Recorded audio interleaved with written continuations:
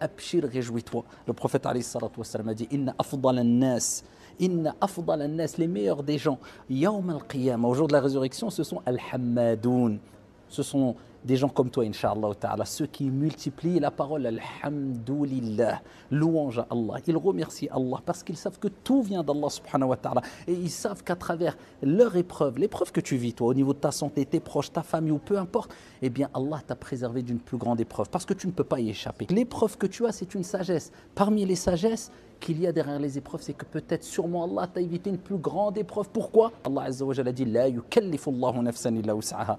Allah ne donne pas à une âme une charge au-dessus de sa capacité. Donc Dieu a choisi une épreuve qui te correspond et proportionnelle à ton degré de foi et à tes capacités à surmonter les épreuves. Donc tu peux surmonter les épreuves. Remets-toi en Allah subhanahu wa ta'ala et fais résonner de jour comme de nuit cette parole dans ton cœur, dans ta poitrine, dans ton esprit. La tahzan inna Allah ma'ak. Ne t'attriste pas, ne sois pas triste, surtout pas. Shaitan aime voir les serviteurs d'Allah tristes et Allah n'aime pas voir ses serviteurs tristes. La tahzan, ne t'attriste pas. Certes, Allah est avec toi, c'est cette parole que le prophète il a enseigné à l'humanité que quand toutes les portes se ferment autour de toi, il restera toujours une porte qui restera ouverte, c'est la porte wa tawakkal ala al-hayy alladhi la yamut. Et place ta confiance en le vivant qui ne meurt jamais. Si tu frappes à la bonne porte, wallahi wa rabbil Kaaba, Allah subhanahu wa ta'ala t'ouvrira sa porte. Allah descendra ses miséricordes et al-barakat, ses bénédictions sur toi et fera dissiper tes soucis et tes tristesses. Et n'oublie jamais, inna nasra ma'as sabr, le secours, la délivrance, elle vient avec la patience. Wasbir wa ma sabruka illa billah. Et patiente. Mais n'oublie pas, Allah nous rappelle que tu ne peux patienter qu'avec l'aide et l'assistance d'Allah. Donc demande à Allah, Ya Allah, assiste-moi. Ya Allah, permets-moi d'être ferme et de surmonter cette épreuve comme tu le souhaites, Ya Rab. Amma éviter l'épreuve quand elle est là, tu vas perdre ton temps, tu vas te lamenter et tu ne cesseras de répéter mais si j'avais fait, si j'avais dit. Et le prophète nous a rappelé, ne dites pas si.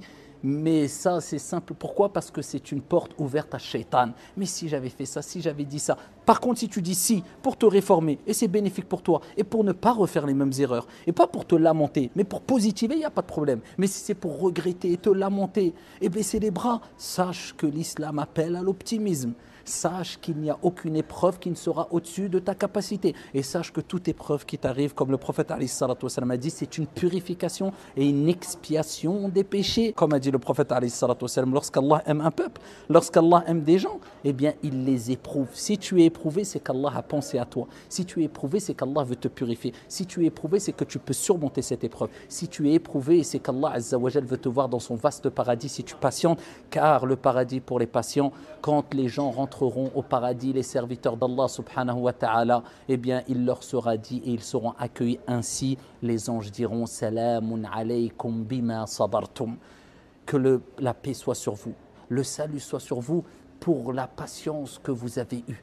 La patience, c'est une des meilleures vertus. La patience, c'est une lumière. Et n'oubliez jamais que toutes les épreuves que vous pouvez voir autour de vous, il faut relativiser. Il y a plus grave autour de vous. Si tu as perdu un œil, ô combien sont aveugles. Si tu es aveugle, ô combien sont tétraplégiques et sont allongés et rêveraient de bouger. Si tu n'as tout, il faut relativiser. Il y a toujours pire que toi. Et demain, tu riras de tes épreuves d'hier. Et combien de fois, quand on discute entre nous et on se remémore des graves épreuves qu'on avait eues à 5 ans en arrière ou 10 ans en arrière, on en rit quelquefois. Miséricorde d'Allah, hikmatullah, sagesse d'Allah. Il t'est simplement dit de te retourner vers Allah, de ne pas désespérer, d'invoquer Allah et surtout dans ta prière, le moment où vous êtes le plus proche d'Allah, comme le prophète alayhi salatu wassalam a dit, c'est lorsque vous êtes prosterné, akthiru du'a, kama qala al-Mustafa sallallahu alayhi wa sallam, augmentez les invocations, wallahi wa rabbil Kaaba. Quand tu lèves tes mains et que tu pleures pour Allah subhanahu wa ta'ala et que tu n'en peux plus, eh bien c'est à ce moment-là que la délivrance va venir.